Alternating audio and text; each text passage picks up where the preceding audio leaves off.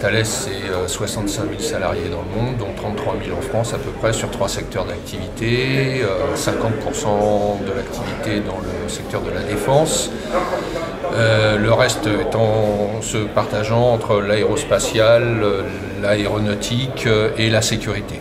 Thales connaît une activité en forte progression, notamment l'année dernière. On a eu plus de 18 milliards de prises de commandes pour une activité normalement de 14 milliards.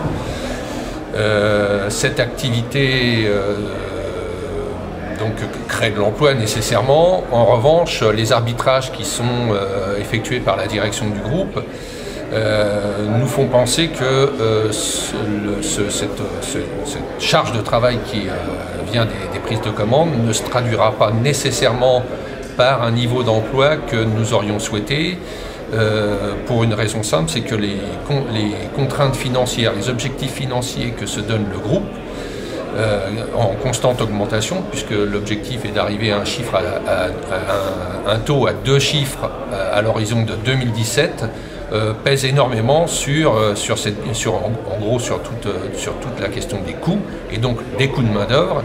La direction cherchant donc à dégager des gains de productivité partout où elle le peut, notamment sur la question de l'emploi. En revanche, la rémunération des actionnaires, elle, ne cesse de croître, puisque le niveau de l'action, lui, il monte, ça c'est le marché, mais les dividendes sont en constante augmentation depuis plusieurs années. Cette année, je crois, de mémoire, c'est plus 38% de dividendes. Et donc, dans une équation financière qui a tendance à se tendre, on voit bien que c'est l'emploi qui d'une certaine manière, en paie les fruits, enfin, ou plutôt, oui, en paie les fruits. Et par ailleurs, on ne voit pas poindre, en tout cas à ce jour, on ne voit pas poindre une augmentation des investissements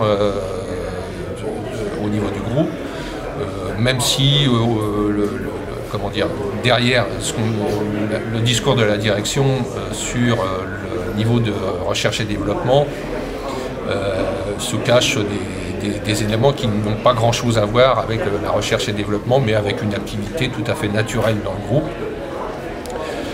La recherche et développement étant, notamment dans la partie défense, essentiellement financée par des programmes soit nationaux, étatiques, soit par des clients.